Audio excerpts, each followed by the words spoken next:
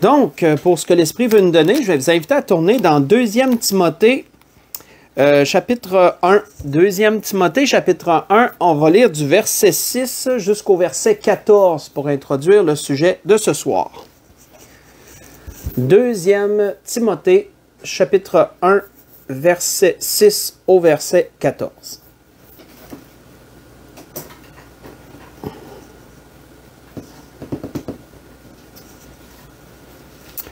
Donc, on voit l'apôtre Paul parler à Timothée et lui dire « C'est pourquoi je t'exhorte à ranimer le don de Dieu que tu as reçu par l'imposition de mes mains. Car ce n'est pas un esprit de timidité que Dieu nous a donné. Au contraire, son esprit nous remplit de force, d'amour et de sagesse. N'aie donc point honte du témoignage à rendre à notre Seigneur, ni de moi son prisonnier. Mais souffre avec moi pour l'Évangile, par la puissance de Dieu.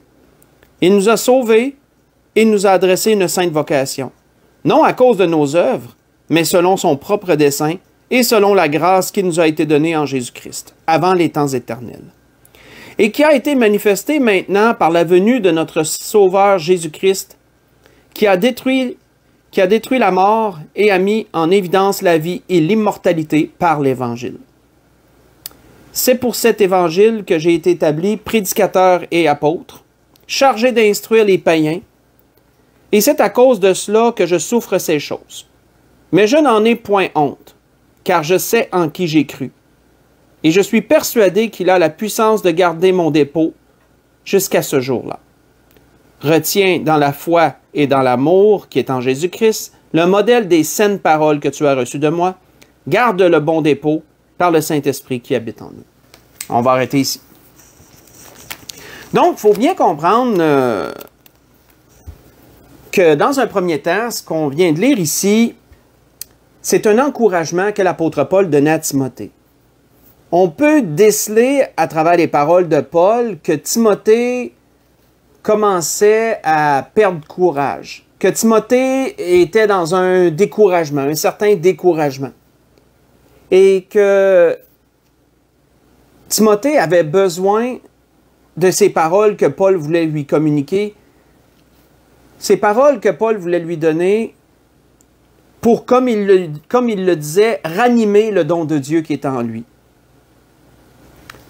Autrement dit, on voit que ce découragement que Timothée avait l'avait porté probablement à se relâcher dans ses actions, à se relâcher dans son travail, dans son œuvre pour le Seigneur, et qu'il en était venu peut-être à stagner, de ce qu'on peut déceler. Et Paul a manifesté ce désir à travers les paroles qu'il lui a données de ranimer le don de Dieu qui est en lui, autrement dit, de lui donner un second souffle, de le fortifier dans sa foi. On voit que à travers les encouragements de Paul, il voulait lui communiquer à Timothée un des éléments cruciaux de la foi. Parce que, somme toute, quand on pense à la foi, c'est quoi la foi? Bien, plusieurs vont vulgariser la foi en disant très simplement que la foi, c'est de croire sans voir. Vous avez certainement déjà entendu cette explication que, je rappelle, est très vulgaire et très simpliste de la foi. Parce que la foi, c'est beaucoup plus que ça. La foi, si on voulait la décortiquer, c'est plusieurs éléments qui la consistent. Bien sûr que la foi, c'est de croire sans voir, mais c'est plus que ça, la foi.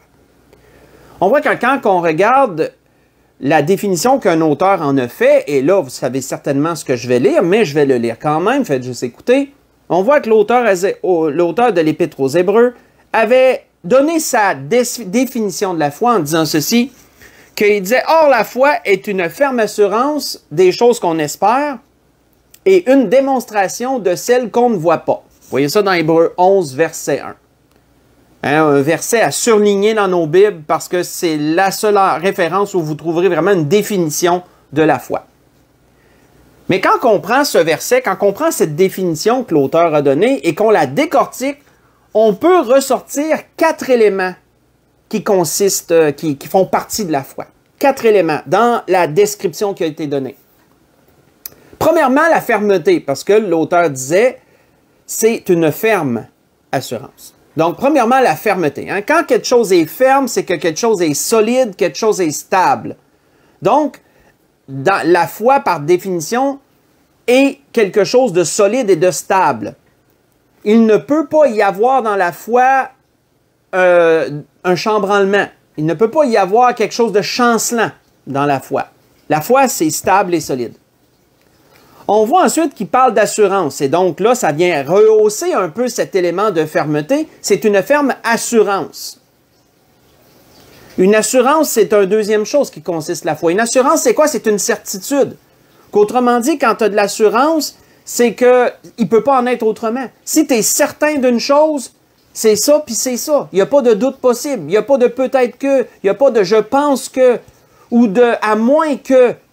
Il n'y a aucun doute possible. Quand c'est une certitude, c'est une assurance, c'est ferme. Donc, ça revient au premier mot. Ensuite, il parlait d'espérance aussi, parce que c'est une assurance, c'est une ferme assurance des choses qu'on espère. Donc, il parlait d'espérance aussi. Et ça, c'est un élément important également, parce que l'espérance, c'est quelque chose que, quand vous espérez, ça veut dire que vous ne l'avez pas présentement. Pensez-y un instant. Quand on s'arrête aux mots qu'on prononce, souvent on prononce des mots, mais on ne s'arrête pas aux mots qui sortent de notre bouche. Mais si vous vous arrêtez sur l'espérance quand tu espères, c'est parce que tu ne l'as pas encore, sinon tu n'espères plus, tu l'as. Quand tu espères, c'est parce que tu souhaites, tu désires le voir se réaliser, tu désires le recevoir ou l'avoir ou le voir, mais ce n'est pas encore là. Dans ce cas-là, quand vous ne le voyez pas encore, quand vous ne l'avez pas encore, mais vous l'espérez.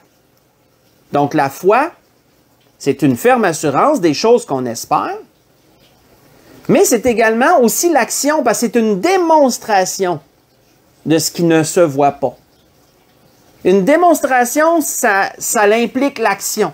Vous ne pouvez pas démontrer quelque chose à quelqu'un si vous n'agissez pas. Donc, ça se tient quand même assez bien jusqu'à présent. On retrouve ces 4 éléments dans la définition qu'on vient de donner, et ces 4 éléments qui consistent qui font partie de la foi. La fermeté, l'assurance, l'espérance et l'action. Mais l'apôtre Paul voulait rehausser, voulait faire ressortir l'un de ces éléments à Timothée. Et cet élément, c'est l'assurance, justement, c'est la certitude. L'apôtre Paul voulait remettre cette assurance et cette certitude en avant-plan en rappelant cela à Timothée, en lui parlant de la foi. Et comment l'apôtre Paul manifestait lui-même cette assurance et cette certitude, autrement dit, ce qui définissait sa foi? Il disait à Timothée, il dit, « Je sais en qui j'ai cru. » Quand l'apôtre Paul disait cela à Timothée, « Je sais en qui j'ai cru », nous pouvons voir que l'apôtre Paul n'admettait pas de doute dans cette réponse-là, dans cette affirmation-là. L'apôtre Paul disait qu'il connaissait son Seigneur, qu'il avait confiance en son Seigneur, qu'il ne doutait pas de son Seigneur et Sauveur. Et donc, c'est pourquoi il disait « Je sais, avec ma tête, avec mon cœur, je suis dans l'assurance, dans la certitude, en celui en qui j'ai cru. » Et l'apôtre Paul, vous savez, quand on regarde ça, n'était pas le seul à communiquer cette certitude et cette assurance qui fait partie de la foi. L'apôtre Paul n'était pas le seul. Allons voir un autre homme, avant d'enchaîner, on va aller voir encore un autre homme qui a démontré cela. Et celui-là, une belle parole qu'il dit, c'est dans l'Ancien Testament. On va aller dans le livre de Job, chapitre 19. Pour ceux qui veulent continuer à suivre, dans le livre de Job, chapitre 19, on va lire une parole que Job a mentionnée à ses amis, à ceux qui l'écoutaient. Et on va voir à travers cette parole ce même élément que Paul faisait ressortir de sa foi. Dans Job, chapitre 19, si on lit du verset 25 au verset 27,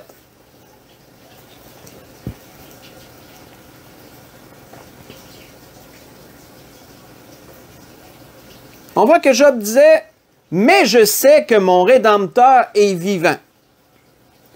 et qu'il se lèvera le dernier sur la terre. Quand ma peau sera détruite, il se lèvera. Après que ma peau aura été détruite, moi-même je contemplerai Dieu. Je le verrai et il me sera favorable, mes yeux le verront et non ceux d'un autre. Mon âme languit d'attente au-dedans de moi.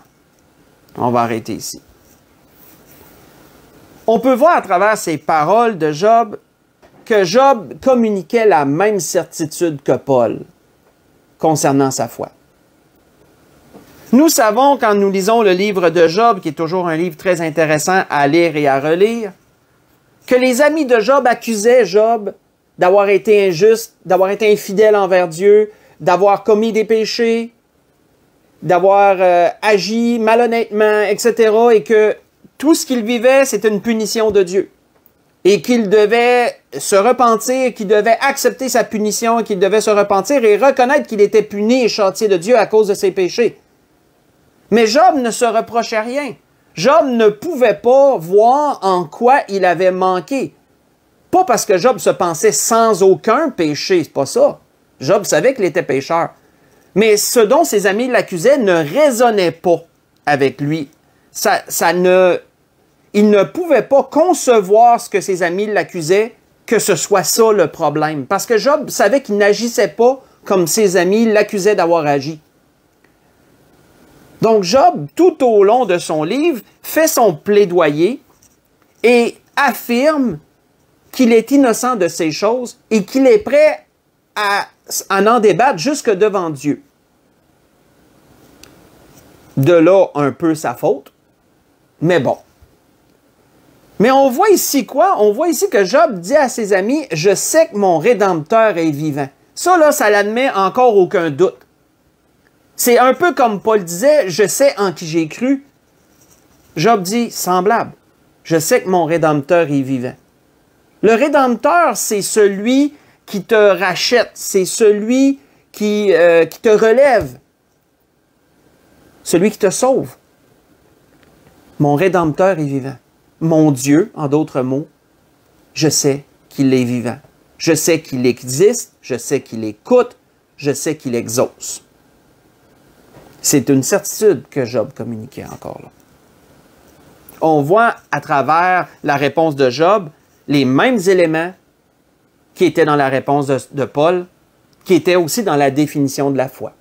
On voit de la fermeté, on voit de l'assurance, on voit de l'espérance, puisque Job disait que quand sa peau serait détruite, en parlant, autrement dit, de sa mort et de la décomposition de son corps, autrement dit, il était conscient qu'il allait mourir, qu'il allait être enterré, puis qu'il allait se passer bien du temps. Mais Job disait, quand ma peau sera détruite, je contemplerai Dieu. Je le verrai et je contemplerai Dieu un jour. Ça, c'est de l'espérance, ça. Mais on voit aussi de la certitude là-dedans. Et il y avait de l'action. Il y avait tous ces éléments. Une autre personne, faites juste écouter, qui a aussi manifesté cette même certitude à travers sa foi, c'est David. Faites juste écouter, David va même plus loin. David, à travers sa certitude, va faire même un parallèle entre la certitude que le monde peut donner à travers des choses de ce monde et la certitude qui vient de Dieu à travers la foi. David, lui, il amène ça encore à un niveau plus haut. David disait ceci dans un de ses psaumes, il dit « Je sais déjà que l'Éternel sauve son oint. Il l'exaucera des cieux de sa sainte demeure. » Parlait de lui, entre autres choses. Par le secours puissant de sa droite. Là, en parlant de gens, sans doute qu'il y avait des gens en tête quelconque, mais il ne nous dit pas qui. Il dit ceux-ci, en parlant de certaines personnes, il dit ceux-ci s'appuient sur leurs chars et ceux-là sur leurs chevaux. Autrement dit, ils mettent leur foi dans des choses, dans des éléments physiques et matériels de ce monde. Ils mettent leur foi dans des affaires qu'ils voient, qu'ils peuvent toucher. Et de là viennent leur assurance. De ces choses viennent leur assurance. Nous, disait-il en parlant de d'autres, en parlant de lui-même, Il dit, nous invoquons le nom de l'Éternel notre Dieu. Eux, en revenant sur ces gens-là, qui s'appuient sur des choses matérielles, qui tirent leur assurance et leur certitude de choses qu'ils voient et qu'ils touchent, il dit, eux, ils plient et ils tombent. Ils finissent par faillir. Leur assurance ne tient pas, leur certitude s'écroule. Et il dit, nous tenons ferme et nous restons debout. L'Éternel sauve le roi, qu'il nous exauce quand nous l'invoquons. Ce que je vous ai lu, c'est dans le psaume 20. J'ai lu du verset 7 jusqu'au verset 10. Très beau psaume de David qui n'est pas trop long. Vous pouvez le lire en entier si vous le désirez. Il n'est pas tellement long. Mais encore là, à travers cette définition de David, on peut y voir encore le même élément que Paul et Job communiquent. Une foi qui est certaine. Une foi dont la certitude, ce qui consiste sa foi, elle est vraiment mise en avant-plan. Et si vous avez remarqué, les trois auteurs dont je viens de vous lire certaines paroles, ont tous dit un même mot, ou plutôt deux mots. Ils ont tous répété les deux mêmes mots chacun, qui démontrent cette certitude, qui démontrent cette assurance qu'elle constituait leur foi. Ils disaient tous les trois ont dit « je sais ». Je sais. Ça paraît simple, hein? Paul disait « je sais en qui j'ai cru ». Job dit « je sais que mon Rédempteur est vivant ». Et David a dit également « je sais déjà que l'Éternel sauve son oint ». Les trois savaient. Mais quand tu es capable de dire « je sais » comme ça, c'est parce que tu es certain de toi. Tu es certain de toi. Tu es assuré là, de ton affaire. Il n'y a pas aucun doute qui peut réussir à s'immiscer là-dedans. Mais nous devons, frères et sœurs, être conscients d'une chose. Nous devons être conscients d'une chose, c'est que l'ennemi, lui, la foi, il n'aime pas ça. L'ennemi, lui, son but, c'est de détruire notre foi. Parce que s'il y arrivait, il sait que la vie spirituelle va s'écrouler. S'il met à mal notre foi, il sait que notre vie spirituelle va en prendre un coup. Et c'est exactement ce qu'il veut. Et à quel élément l'ennemi, Satan, pour ne pas le nommer, le diable, à quel élément va-t-il s'attaquer pour mettre à mal notre foi? Mais il va s'attaquer à la certitude, justement. Il va s'attaquer à l'assurance sur laquelle la foi repose. Il va essayer d'infiltrer le doute. Parce que si tu infiltres le doute, la certitude, l'assurance vont diminuer. Et ainsi, la foi va être attaquée, va être malade, on pourrait dire, va être atteinte. Si on tourne ensemble dans 2 Corinthiens, chapitre 1, voyons ce que l'apôtre Paul disait aux Corinthiens, parce que l'ennemi avait réussi son jeu, il avait réussi son dessein avec les Corinthiens. Et voyons ce que Paul a dû leur rappeler dans 2 Corinthiens 1. 2 Corinthiens 1, versets 18 à 20. Parce que l'ennemi avait réussi à semer le doute dans la foi des Corinthiens. Il avait réussi à infiltrer le doute et à mettre à mal l'assurance et la certitude qu'ils avaient.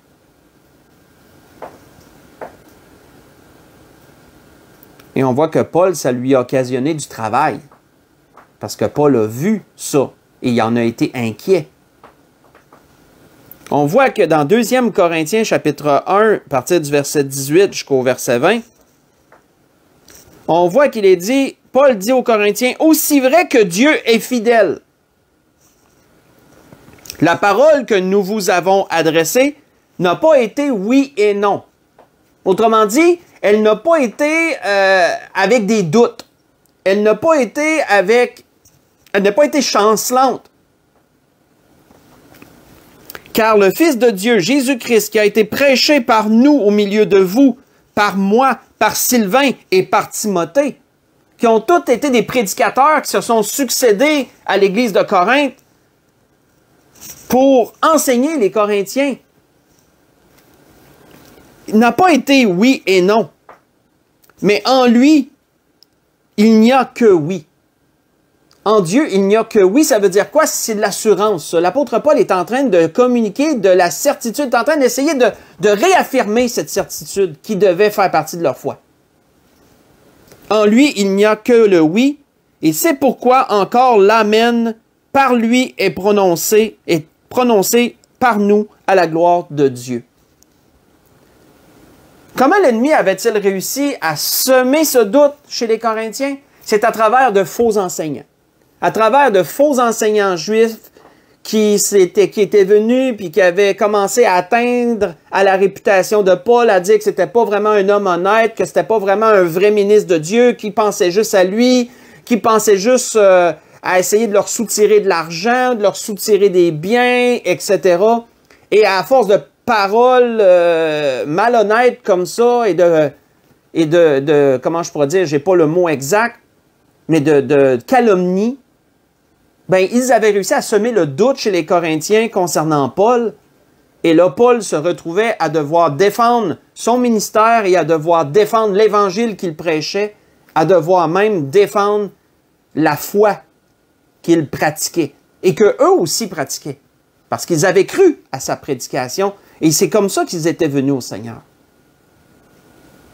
Paul a dû leur dire que la parole qu'il avait prêchée, lui et ses confrères, dans l'œuvre, n'avait pas été oui et non, mais seulement le oui. La certitude, frères et sœurs. Ce à quoi Satan veut s'attaquer. Chez tous ceux qui ont reçu Jésus comme leur Sauveur et Seigneur et qui ont manifesté la foi et qui vivent par la foi.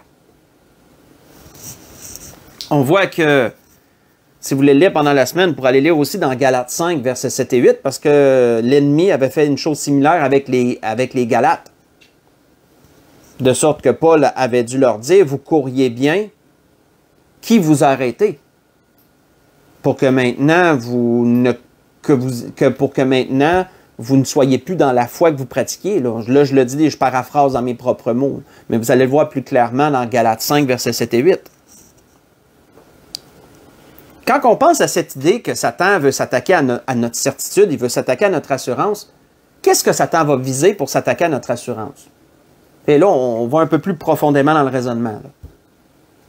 On a parlé jusqu'à présent de la certitude sur laquelle la foi s'appuie, on va dire ça comme ça, parce que la foi s'appuie sur différentes choses. Hein, on l'a mentionné, sur la fermeté, sur l'assurance, sur l'espérance, sur l'action. Un élément central de ces choses est l'assurance, c'est la certitude. Et là, on a vu comment plusieurs ont démontré cette certitude à travers leurs propos, à travers leur foi, leur action, leur façon de parler et de vivre. On a vu que Satan veut s'attaquer à la certitude, il veut semer le doute. Mais là, maintenant, voyons sur quoi Satan va-t-il s'attaquer? Qu'est-ce que Satan va, pour réussir à atteindre, à semer le doute, vers quoi Satan va aller?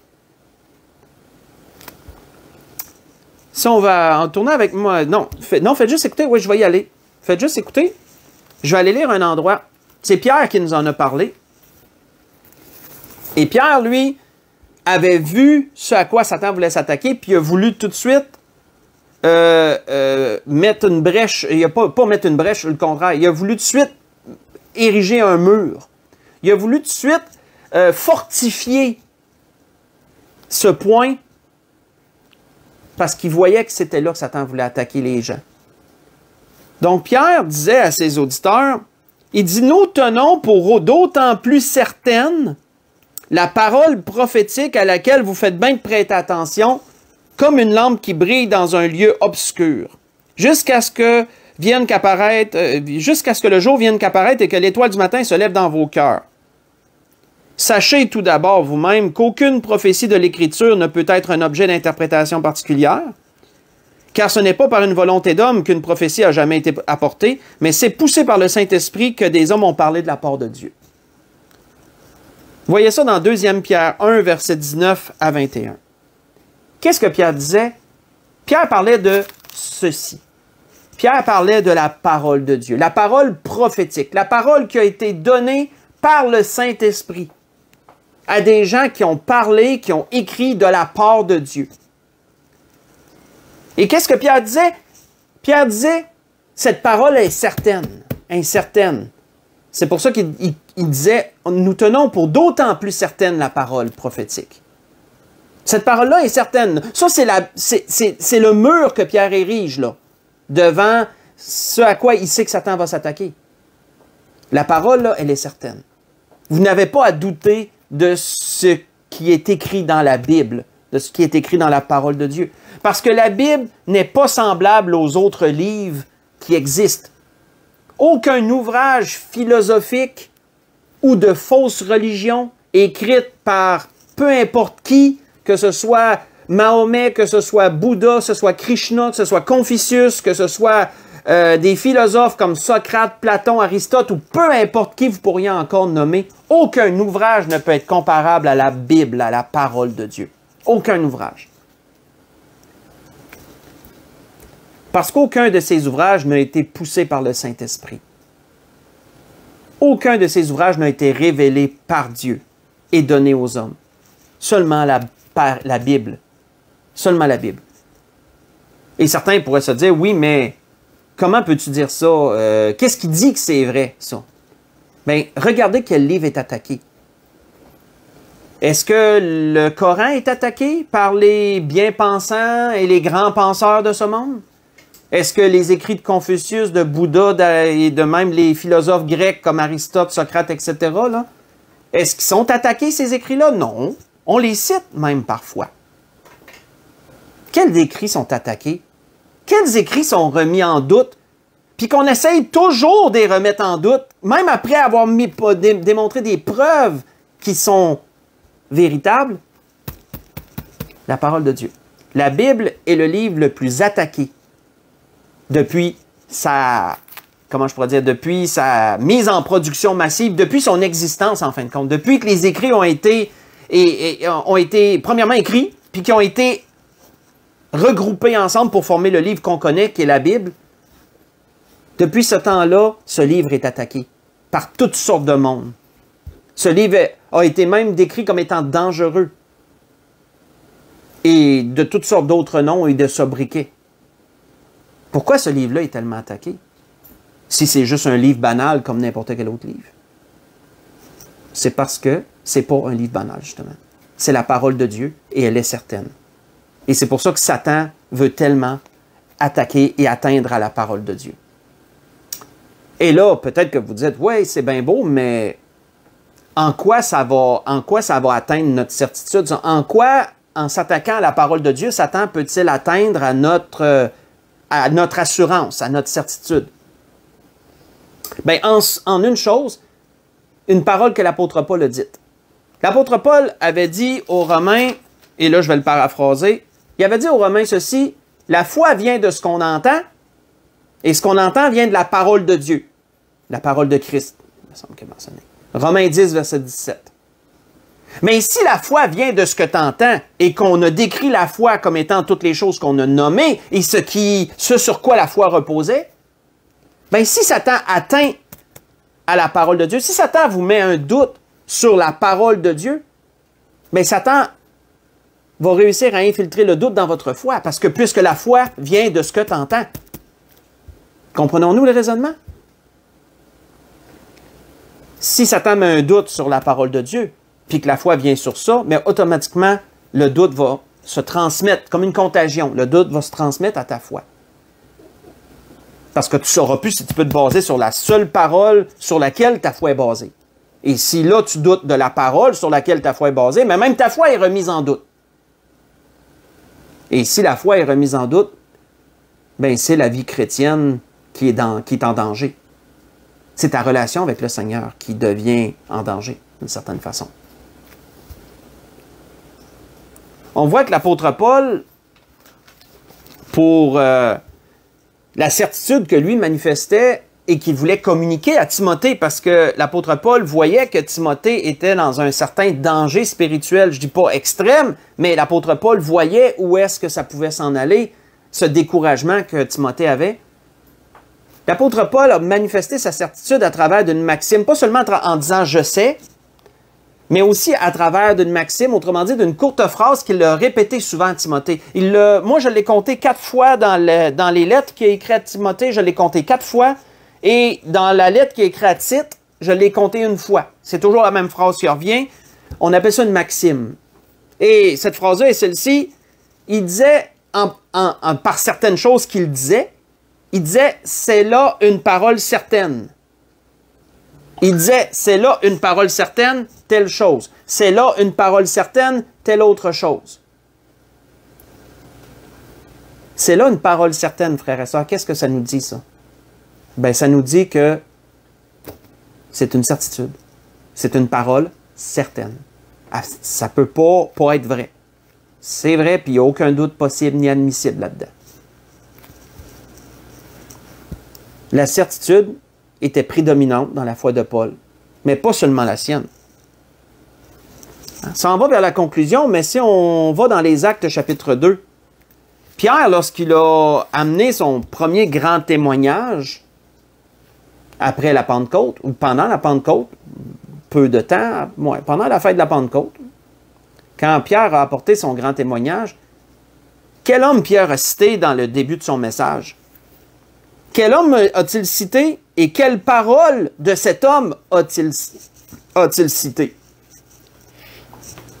Dans Actes chapitre 2, si on lit à partir du verset 25 jusqu'au verset 28,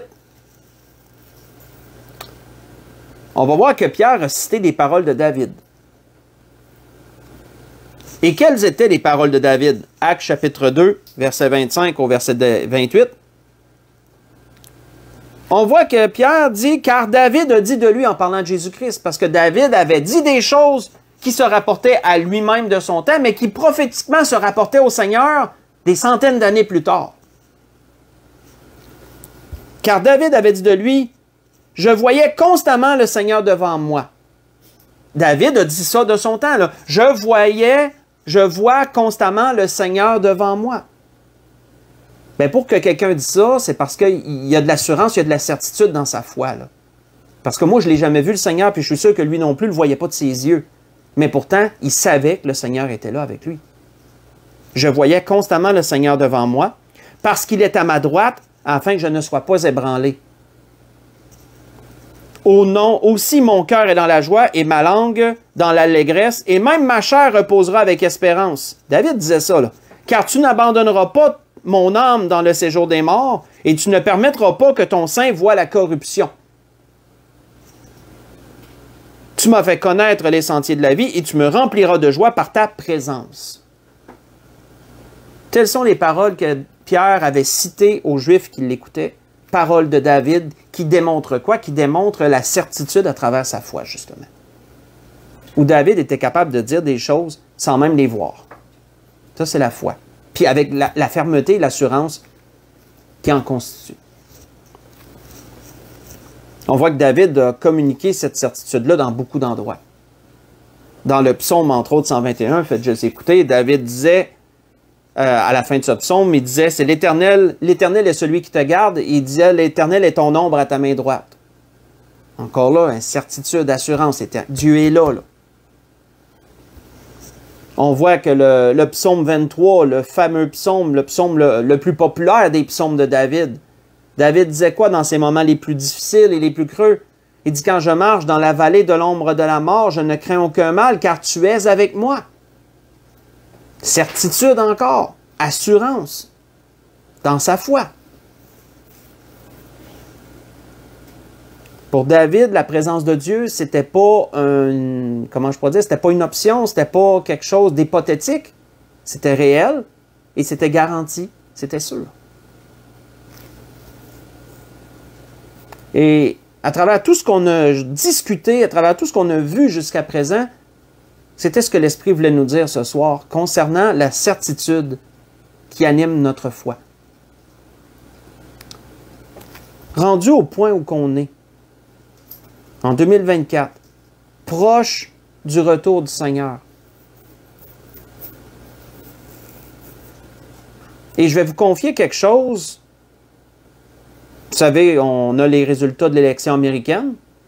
On sait que c'est Donald Trump qui a remporté l'élection. Si vous ne le saviez pas, je vous l'apprends. Ça, moi, je crois que ça va en ligne avec les prophéties bibliques, ça. Je crois que Donald Trump pourrait être celui qui établit les bases de la fausse paix tant annoncée par la parole de Dieu, où lorsque les hommes vont dire paix et sûreté, une ruine soudaine va s'abattre sur eux. Moi, je crois que ça peut être l'homme qui établit les bases de ça, de cette fausse paix-là. Si on est si... Et pourquoi je m'en allais là-dedans, là, c'est que ça nous démontre à quel point on est proche du retour du Seigneur. Et à quel point que, étant si près du retour de Jésus pour venir chercher son Église, notre assurance, notre certitude sur laquelle notre foi repose, elle doit être vraiment, vraiment présente. Parce que des temps de trouble sont encore devant nous. Et beaucoup de choses vont venir frapper notre foi, un peu comme les vagues viennent frapper contre les rochers. Puis on sait que si vous avez étudié le phénomène, lorsque les vagues viennent frapper sur un rocher à coup après coup, après coup, après coup, bien, il y a un phénomène qui s'appelle l'érosion. Vous connaissez certainement ça, l'érosion. Ça veut dire que même l'eau réussit à gratter le rocher, puis à un moment donné, l'eau réussit à l'user de l'eau, réussit à user des rochers, à force de frapper dessus. Bien, c'est un peu sur ça que Satan compte, à force de frapper notre foi, d'atteindre à la certitude, hein, d'essayer de semer le doute. Bien, Satan compte sur ça, lui, pour éroder notre foi, pour user notre foi, puis en venir à un moment donné qu'à douter.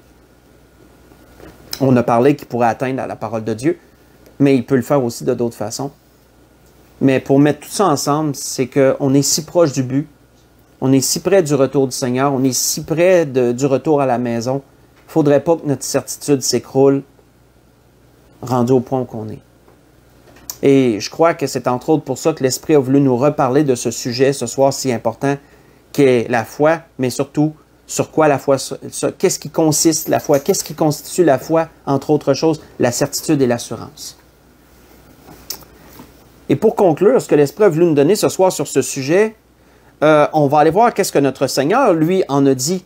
Parce que notre Seigneur a dû vivre aussi, il a vécu cette attaque-là du malin. Le Seigneur a vécu ces choses. Et qu'est-ce que lui en a dit pendant qu'il portait une chair comme la nôtre, là, qui avait comment je pourrais dire, qu'il y avait ce voile, d'une certaine façon, là, le voile qu'on a à cause de notre chair. Lui aussi, le Seigneur a dû gérer ça. Et qu'est-ce qu'il en a dit, lui, dans Jean chapitre 8, verset 29? Jean chapitre 8, verset 29, qu'est-ce que le Seigneur en a dit? On va voir que le Seigneur disait à peu près la même chose que Paul, que David, que Job. Le Seigneur a dit la même chose que ces hommes-là. Le Seigneur disait, et dans Jean chapitre 8, verset 29, le Seigneur disait face à tous ceux qui l'attaquaient, face à tous ceux qui le remettaient en doute, autrement dit, à travers tous ces gens-là qui l'attaquaient, à travers tous ces gens-là qui essayaient de remettre en doute sa divinité puis sa légitimité dans ce qu'il disait, bien, c'est Satan qui est à travers ces gens-là qui attaquait et qui voulait semer un doute. Qu'est-ce que Jésus a dit? Jésus a dit, celui qui m'a envoyé est avec moi. Il n'y avait pas de doute, là. Ça, c'est une certitude, là. Il n'est pas peut-être avec moi, il n'est pas je pense que, non, il est avec moi. Celui qui m'a envoyé est avec moi, point. Le Seigneur le savait.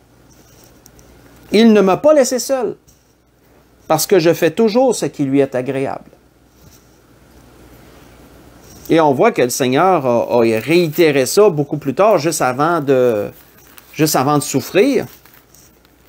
Le Seigneur avait encore réitéré des paroles très similaires dans ses derniers enseignements. Le Seigneur avait dit, juste avant qu'il s'en aille au jardin de Gethsémani, le Seigneur leur avait dit, il dit, voici l'heure vient, elle est déjà venue, où vous serez dispersés chacun de son côté et vous me laisserez seul. Mais je ne suis pas seul, parce que le Père est avec moi, disait le Seigneur. Dans Jean 16, verset 32.